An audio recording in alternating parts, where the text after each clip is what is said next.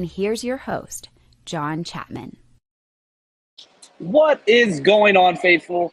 Coming to you live. The 49ers came up short. Man, that was a lot of fun.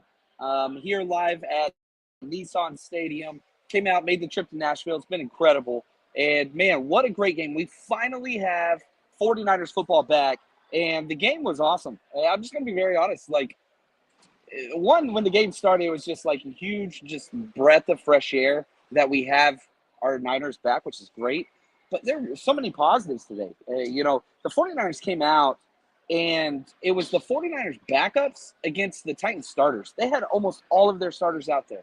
Will Levis, they played beyond the first quarter. And so you got a literal glimpse of the depth that the 49ers offer, to the NFL. We're a very deep squad, very, very deep. And they were able to hang with them. They go out in their opening drive. So many positives. Obviously, they come up short in the end, which I did think was awesome. Not that we lost, but that we burned 3 timeouts to try to get the ball back. And whenever they made that third down stop at the end of the fourth quarter, the 49ers sideline was going crazy. It was awesome. It means so much to these guys. And you're fighting to get the 3s and 4s back out another chance. And they came up a little bit short. But, man, it was fun. So I want to focus on some of the positives. There were a lot of positives. There were a lot of negatives. And I always got to be careful because whenever I talk negatives, I have to remember these are grown men's jobs and families and financially dependent upon these things. But that doesn't stop the fact that we don't cover the team. And it's my job to try to say some of the stuff that I think we learned about us. So let's start with the positives. Man, Jordan Mason, good Lord. That dude just, every single opportunity he has ever been given in this league, he just answers and dominates. That's all that he does. And again, he's playing with backup offensive linemen, backup wide receivers against a starting decent defense. The Titans defense isn't bad. It's not good either, but still playing against starters, he's still carrying people out there and just running through people, running over people, doing all those things. Jordan Mason, I do really believe the longer Elijah Mitchell's out, the more solidified it is that he is the number 2 running back. I know Kyle trusts him, but at some point we understand Jordan Mason, he's the guy. And it got to the point where I was like, dude, I don't want him out there anymore. Treat him like a starter.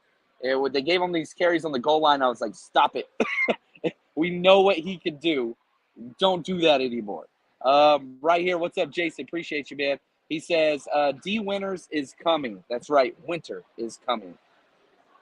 Unbelievable. 53. I almost wore my Bowman jersey today, and I wore the Hufunga, Project Hawaii jersey, which, tried to be as red as possible. But I almost wore my Bowman. That's my favorite jersey. 53 out there is for real. Now, he didn't have a perfect game, but he made at least 7, maybe 8 just highlight real plays, tackle for losses, tackles in the goal line, tackles on 3rd and short, tackles on, right up against the first down marker. And whenever he hit people, that dude almost ended Will Levis's career before it began. He laid that dude out on the 2-yard line. It was awesome.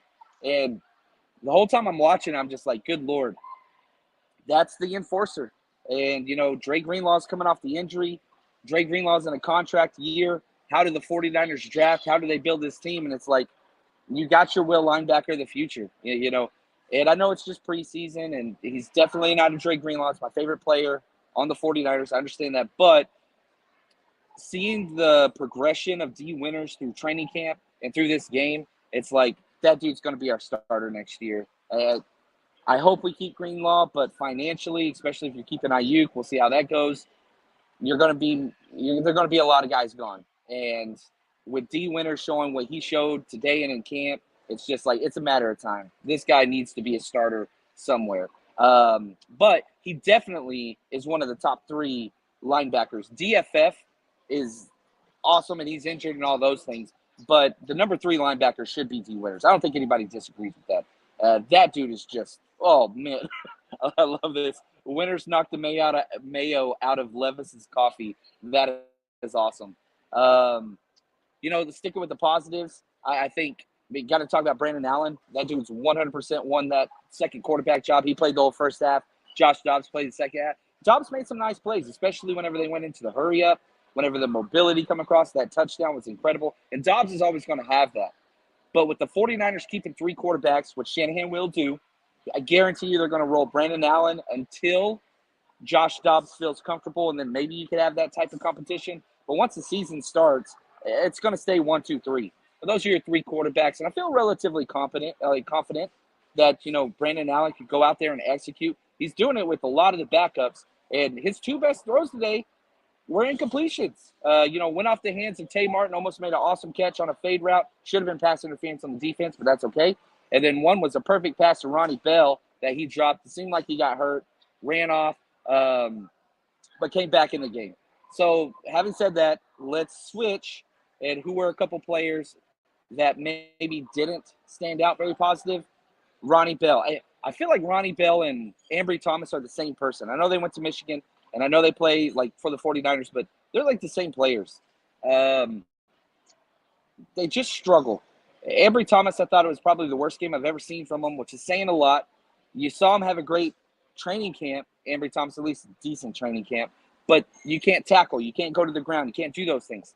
And with Ambry Thomas, who is just so scared of anything physical, he goes out there and whiffs on a tackle and knocks himself out of the game. Goes in the blue tent, never came back. I hope he's okay. Not trying to add insult to injury, but it reminded me of the Akello Witherspoon injury where he dives and just looks straight at the ground and knocked himself out.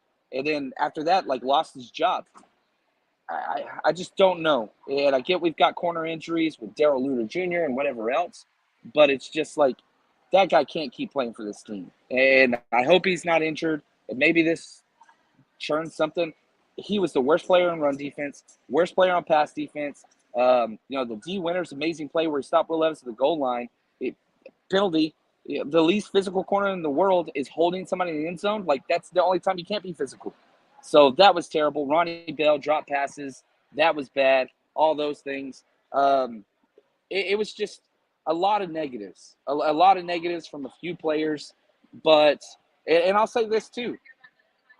One of the positives I want to talk about is Kalia Davis. The 49ers have to have another defensive tackle that can stop the run. And I really thought 93 was out there making a heck of a plays all day. So really excited about that. The thing I'm probably most excited about is we finally get some film. So I fly home tomorrow, and as soon as I get the all-22 loaded up, head over to the49ersrush.com and just make sure, sign up. We're going to have all the film up on there. It's going to be a blast. But I'm going to wrap this up. We're going to go have a good time in Nashville. And there's a lot of faithful here. We had over 200 people show up to our event pregame, which was just an awesome event. Such a great time.